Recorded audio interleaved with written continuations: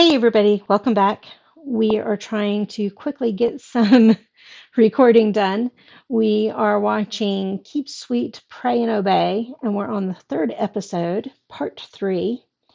And I just got done watching the other one, just wrapped up with it, talked about that episode a little bit and about religion in general and child safety in general and all that kind of stuff. So we're just going to go ahead and get into the episode. We're a farm and ranch community, a little bit of oil and gas, Don't mess with and Texas. it's a long way to anywhere from here. I also am the That's me editor with of the my paper Bojangles cup. and reporter. And that's exactly what that cup was. So I thought 2003 might be our biggest year as a newspaper, and that we would probably never have another year like it. He was wrong. But it turned out I was wrong. Saw that line coming. You're going to fly right over the top of that ranch. And you can The see everything. ranches, we had heard that there was going to be a corporate hunting retreat at the ranch, which is not Unusual. hard to believe. Not unusual. I was completing that. I started taking pictures of it. He said, this doesn't look like a hunting resort. I mean, a hell of a big building for a hunting lodge. Yep. Photos. Said, hey, Sheriff, check this out. And then, not too long after that, I received a phone call Mike? tipping us off about the ranch Watkiss? and things that I had thought had been consigned to the ash heap of history. Nope. So you can say with some finality that young women in this community, if they have not reached their 16th birthday, will not be married. I can say that I do not know of any, and I do not think Is 16 legal age with parent consent? I cannot talk about investigative results that would indicate whether or not there's criminal wrongdoing. I have certainly read information which raises my level of concern and suspicion to a very high degree. Wait a minute. How is that not commenting on the investigation? It seems like he's basically saying, yep. Building the cases, it's difficult because the victims never wanted to testify. Yeah. It would mean testifying against their father, then their brothers and their uncles. Yeah. Testifying against their spiritual leader. And they think they'll go to hell. I had miscarriages when I was 15 and 16. And I really That's hard on the body and the mind. A message from God that I just wasn't worthy enough to be a mother. We had no idea what he was doing. It wasn't really talked about at that Alicia point. Robot. So is Alicia Joe's mother, or are they siblings, or what? Cameras started going up in the meeting hall. Talk about Big Brother. And they had what they called the pigeon's nest, where it had all these cameras. Command Central. Like you see in a security room. And I told him, I says, anybody comes knocking at my door before she's 18, they're going to have to come through me. Good for him. Although that's going to put him in a sticky situation. But now, it's so much different than what I was born into that I don't recognize it. That's when I started believe that. Warren had kind of been leading to the fact that there was a test to the people coming. Saturday. And this is for moving to El Dorado. He got up and was talking, and he says, I know some of you. Benevolent dictatorship, he called it. A benevolent dictatorship. Yeah, oxymoron there, right? But I bet you he's going to say that he also knows that not everybody are following the prophet's words or something like that. He said, I'm going to read off a list of names that God gave me. And I was one of them. He named me and I think 20 They're other expelled. Men. And 4 of them were his brothers. So they were the only people that could have disagreed with his position of power. He's kicking them out. He says that we were master deceivers and that God had given him a list of all the sins that we had committed. He told them that they had sinned against the Lord. They had aspired. And does Lloyd say he's taking his daughter with him? go home, pack your things, and leave town. And he says, if your families are here with you right now, don't even say goodbye to them. You could hear a pin drop on carpet and hear the rattle. Did Lloyd do And anything? there was that quiet in the building. Everyone in agreement with the word of the Lord raised their hand. They All start the putting their hands hands up. in the community were raised. I was caught up in all of it as well, and I raised my hand. Lloyd's going to have to leave his daughter behind. Warren threw these prominent men out, and all of these men had dozens of wives and large groups of children. Well, and that's one of the risks with getting rid of your perceived competition, your perceived challengers, because now what's stopping them from going to law enforcement and saying, hey, he just separated me from my children. He just separated me from my wife or wives. Hey, I can tell you some of the stuff that's going on in this place in order in hopes of, in the end, hopefully protecting the women and the children. Is that supposed to be a picture of Jesus? I don't think I've quite seen him like that. 7 by one and 13 by the other. Wallace. And he didn't just kick you out. He kicked you out, but he and shunned you. tore your family from you. Yeah. He told them that I was the son of Satan. You were not to be his children or his wives anymore. And they believed it because I bred into them what was bred into me. So when you get kicked out, they don't follow you. I knew that he was pissed. I looked in his eyes and it literally looked like snakes. Like the graphic there. Oh man, I just loved Leroy. And I was almost 26. I never knew that kind of love. He had a lot of wives, but I'm glad I she was loved his him. favorite. I went everywhere with him, and we were just one big happy family. So happy. And then Until. one day, what is Zion? Zion was a secret. That's the highest level, in the I believe. FLDS. We were told Zion was here on the earth. It really surprised me. That looked like the Mormon church there in Utah a little bit. All of a sudden, we call them poofers. Poofers. And they went poof, brought. taking them to El Dorado. You can come to the promised land. The rest of you stay back in, El Dorado is supposed to be Zion. But I kind of had suspected where it was. I thought she was going to say that it wasn't real. He didn't say where he was going. And I wrote down the mileage on his vehicle. 1,000 miles away. And then I wrote down the mileage when he got back. The color of mud on his vehicle. And I went, okay, that red clay cancels that one out, and that cancels that one out. I knew that Zion was in Texas. Smart lady for a community that they didn't teach their women, educate their women. Let's put it that way. She had her own smarts. Is that Brower? Well, we were feeding some cattle in the pasture next to their improvements, and I noticed, hey, I'm your neighbor, and I kind of, the neighborly thing to do in Texas, I kind of thought they'd come over to get to know your neighbor. But whenever you did see them, they were dressed like Laura Ingalls. I'd say more plainly than Laurel Ingalls. It was real secretive. Laura Ingalls. I used to watch that all the time growing up. I loved Little House on the Prairie.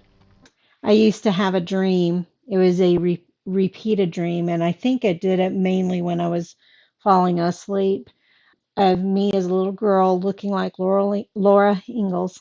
I don't know why I keep saying Laurel.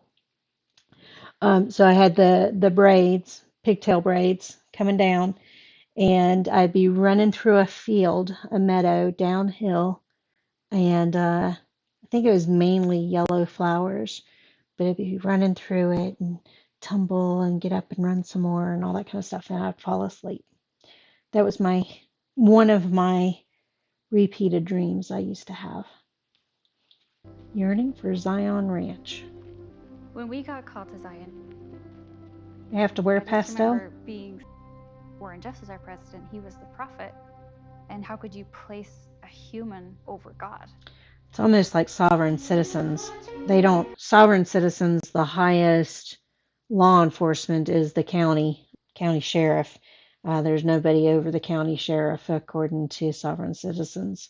So We were pretty self-sufficient. We grew and you can see them could wearing carry on pants with under everything their we had dresses. We were told to get all the cactus off the land because it is a curse. So we were digging up all the cactus. Because it was a curse? They're all matched up. I went to school there. They had like a school and went through like 2nd grade all the way up to 4th grade. But it was Warren's curriculum. So who knows what they were being taught. Pure, clean girls that are going to be going to these old lectures. That's a good word for them. The maturity of our girls was higher Their than hair Gentiles in the style has changed. If God thought that you were worthy at 14, then you know it wasn't a big deal. How old is she in this interview? And as it came out that there were underage marriages going on, there was a lot of concern. I think it's all kind of scary. Oh, you know what? I said in the last episode that the pilot that was taking pictures showed that to the sheriff, but it was actually the newspaper editor that was looking at the pictures. As the father of a daughter, I can promise Can't do it. And it seemed like months and months went by that we were the only newspaper in Texas reporting on this thing. And then we learned they were building a temple. Even though it was suspected that he was there, they didn't have enough evidence to get a search warrant and start going. Who are they going to get on the inside? That's the question. So, if you don't have a victim coming forward, There's a beautiful braid. So we're in 2005 now. Because of the abuse that was consistently happening, and is she going to be the one to be the I started insider? to take matters into my own hands, and so I started to become more and more independent. Well, and then one kinda. particular night, Lamont and I started a friendship, and we fell in love. Aw. It was the first time that Except she's with another man. And So then finally, she's got to find a way to leave. My husband, Alan, was sitting there, and Warren was on the phone. Through the speaker of the phone, I could hear him. They know from the cameras. It lit this righteous fury within me. Good. After everything that Warren knew, it makes me mad. All the time, I left that meeting with a very clear understanding. So she's not going to be able to be the insider. We had run away to a town close to Short Creek called Hurricane, Utah. And we were living in a small home with other people. How old is she at this point? Also left the FLDS. Hull? Is that how it's pronounced? I got involved in 2004. What Elisa Wall had to say could bring Warren Jeffs down. But it's got to be her choice. But we didn't know if she was ready to talk to us. That's a beautiful top. So Warren Jeffs was charged with 2 counts of rape as an accomplice. Only 2 counts? I got a phone call from a local FBI agent, and he said, "We think if you'll let us track him, we can get him on the top 10 most wanted list." I'm like, whoa, okay, great. Over the weekend, Osama bin Laden and 8 other that'll men help. were joined on the FBI's most wanted list by Warren Jeffs. But he had the help of countless followers. He had unlimited resources and money and vehicles. Wait, go back to unlawful flight to avoid prosecution, sexual conduct with a minor, conspiracy to commit sexual conduct with a minor, and rape as an accomplice. Those are some hefty crimes. Cell phones and masks and disguises and credit cards and prepaid phone cards. He knew how to travel. And lots of money because he's getting everything from the men knew he was on the run in the while organization. We were told. They went to Mardi Gras in New Orleans and strip clubs. How did he explain this to his wives? Hotel room. That was the Capitol. Really out living it up. United States Capitol. Seth was acting as a courier, transporting money and mail and information for Warren. and he was arrested for aiding and abetting federal fugitive. Okay. So we had to change the tactics on how Can't be Seth money anymore. was transported. We sent Warren an average of about $300,000 a week. And they never Once a questioned month, it. every week. It was going to build Zion. That's what he told the people. No, it was going to fund him. Without their parents, and I just remember being shocked about that. I witnessed mothers waking up the next morning to go get their child up and ready for the day, and they're gone. And have them, the father of the home, say, "Never you mind, they're in good hands." Frustrating. It's hard not to get mad. I mean, we're supposed to get mad. That's the whole point of watching this, but Warren began taking you know, really young children, toddlers, and literally abducting them, taking them from their mothers, and moving them that's onto kidnapping. the YFC ranch. The reason that he handpicked a lot of those children is because it was who he could influence the very most. I was going to say, he can mold them, groom them. I saw two of my sister wives just gathering up clothes and shoes, and I knew in my Running away with the heart kids. that it was. I got to give him one last hug, and I told him, "Be good." She didn't see a way to fight to be able to keep them, and that sucks. That she would have felt that way. Almost 2 years later from the last timestamp we had. Midnight.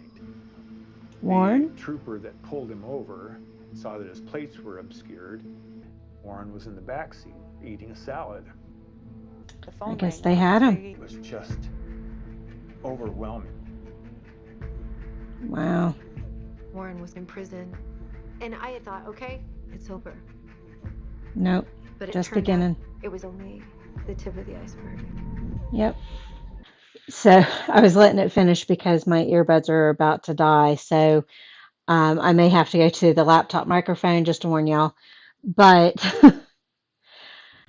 I was going to say at that one point, I'm way too opinionated about things, and I tell folks how I feel and all that kind of stuff. And hi, Jojo. And there's another story also, but let me tell you the second story I was going to tell you, which is there was a point that we were worried about my brother because a lot of the language that he was using and that sort of stuff seemed very culty. And at one point, I said to him that I was afraid that he was being brainwashed. And we had the conversation about it and everything, and he thanked me for my concern, but that he was all right and all that kind of stuff. And he was never cut off from family or anything like that. So it's nothing like what we're seeing in here. But it was just some of the language and some of the thinking and that kind of stuff had the family worried. But luckily, I have a good enough relationship with my brother that I can talk to him about any of that kind of stuff. I can talk to him about anything. We love each other, all that kind of stuff. So there's that story. But then the other story is, and I forget what was said for this to pop up in my head, but probably about obeying and, and all that kind of stuff. But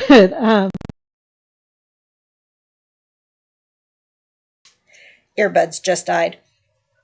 But at any rate, I had just visited with Dad yesterday, and I forget what came up in the conversation, but it was basically about how I was the perfect child or something like that. He made that comment about me being the perfect child and never being in trouble. And I said, "Oh no, you mentioned at least twice how disappointed you were in me." And so I reminded him about the first boyfriend and doing modeling, because yes, I was cute enough back in college days I could do modeling. And I'll share a picture somewhere. And also the third thing was I was getting bad grades in school, in college. And he had sat me down and he said how disappointed he was and that I needed to make a decision, either be in school, have a modeling career, have the boyfriend, whatever it was, but I needed to make a decision. I couldn't be doing all those things. I didn't make a decision. I still kept doing all of it, but my grades got better. And then the other thing I reminded him about was one summer, because this was when I was in high school, so I was way under 21. And my friends and I were camping in the woods. We were camping, but it's in the woods of the property, so we could walk to the house, no problem. So it's kind of fake camping, but we did have tents. They were Boy Scout tents. And we got in trouble for that part of it too, because we had lots of alcohol. And we thought we had gotten rid of all the evidence. But the next day, when Dad was tearing down the tents to pack them up for the Boy Scouts, he could smell alcohol. And he talked about how disappointed he was in me and how all my friends needed to call him immediately, or he was telling their parents. So I actually had one of my friends who did not drink that night. She actually passed out from just being exhausted from school and cheerleading and all that kind of stuff. And so she had gone to sleep and hadn't drank anything. And she's like, but I wasn't doing anything. I'm not calling him. I was like, no, you need to call him. I've told him you weren't doing anything, but you need to call him. So all the girls ended up calling him and apologizing, and he gave them a lecture and all that. I don't think he told any of the parents, but I don't know. Maybe he did. I don't know. But my dad's laid back for the most part, unless you betray his trust. So I was a rebel. I am way too opinionated for this kind of stuff. Look how beautiful JoJo looks. Which side's the head? I don't have it mirror image, but yeah, he was very laid back unless you broke his trust. So, but I'm very I forgot. I had already moved on from there. I'm very opinionated, and I just there's a reason why I didn't go into the military. It's because I immediately get kicked out. There's a reason why I get so frustrated with people who just take something at someone's word and they don't do the research, or they don't get other opinions, other advice, and all that kind of stuff outside of the bubble. You know, we tend to put ourselves in these bubbles and don't want to really go outside of them. Look at the politics. We want to stay in our little bubble. We don't want to hear that we're wrong about anything. I have some great friends on both sides of the aisle and even in the middle of the aisle. I have friends that are Republican, friends that are Democrat, and then I have friends who are independent. And we have some great conversations, and it's a great way to get outside of the bubble. But for the most part, people like to stay in their bubble, that vacuum, or the echo chamber they talk about, because we don't want to have anything challenge what our belief is, right? And that's kind of what it's like in these cults. You're isolated from everything else that could influence you, that could have you challenge the way of thinking, that could bring up questions within yourself. And, you know, some of the interviewees have been talking about how they questioned this or questioned that, but then ultimately they didn't want to go to hell, basically. The perdition they talked about, son of perdition. You know, it's horrible, just the mental abuse that the folks that we're talking to went through, men included, even though the men participated in some of the things that society wise is a big no-no, like polygamy. It's, they were kind of brainwashed into all of this also, some of them. Now, some of the leadership, that's a whole nother thing. Same thing with Jonestown. Some of the leadership were just as big of a culprit as Jim Jones himself. Waco, he had his leadership that protected him and reinforced, even lied for him. Same thing with Jim Jones. They would lie for him. Heaven's Gate, I haven't really studied it all that much, other than I know that it was a mass suicide. I don't know if they knew that they were killing themselves, but it was a mass suicide in the fact that if that Halley's Comet had a capsule or a ship of some sort to transport them, and in order to get aboard, they had to leave the capsule they were in, or something like that. Something that to that effect. Like I said, I haven't studied it, and I don't know if everybody who drank whatever it was knew what exactly they were doing or not. So I wonder, that would be a good docu-series, documentary, docudrama, whatever you want to call it. This one, it would be technically a docu-series. Chernobyl, Waco, those were docudramas. A documentary, I guess a documentary would be self-contained in one episode or something like that, and that's why they call it a docu-series instead. Even though it is a documentary, because they're interviewing and showing actual footage and all that kind of stuff. Although some of that footage is recreated, and you can tell it's recreated just because the context wouldn't be something that they would be able to get on film.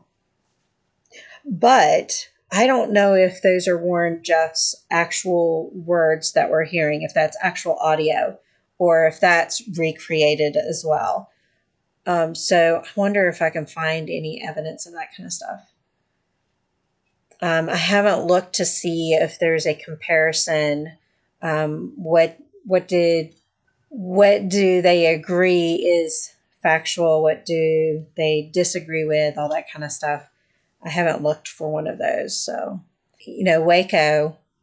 Oh, I take it back. Did I call Waco a docu? It's a docudrama. I called it that, right?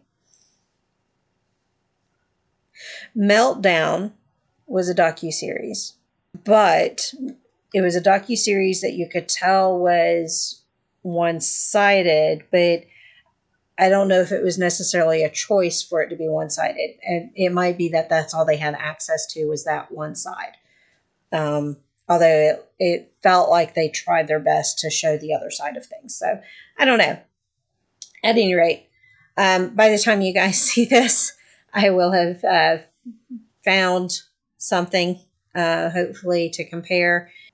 I will tell you by the next episode whether I found something to react to that compares this docuseries to what actually happened. But so far, this seems pretty legit on everything that it's showing. They're interviewing people from within as well as the outsiders that got themselves involved, like Mike Watkis, the editor for the Success, Eldorado Success, the AG, Attorney General. And I think he's a U.S. AG. It might be just a state AG, but I don't know. Now the FBI are involved, So, yeah, now we've got, I imagine the last episode is going to cover the trial and everything. I know he was convicted of something, but I don't know all the details on it. I don't know if he's out by now, any of that. And they should sum that up at the end. But I imagine this last episode, the fourth one, is going to be the trial. And Elisa going through the emotional roller coaster of court and whether the charges they're looking at stick or not. Something stuck.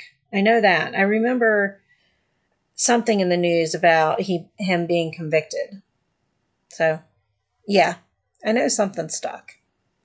And maybe it was a second or a third attempt or something like that. But because I do think at one point he went back to the compound, the Zion compound. Might have been the other compound, but yeah. All right. Time to, it's 11:30 at night. Time to cut up my strawberries I haven't cut up yet. Thank you all for joining me on this one. I'll see you on the next one. Bye. Say bye, Jojo. You gonna talk? Gonna say bye? She said, no, I'm just gonna look at you funny.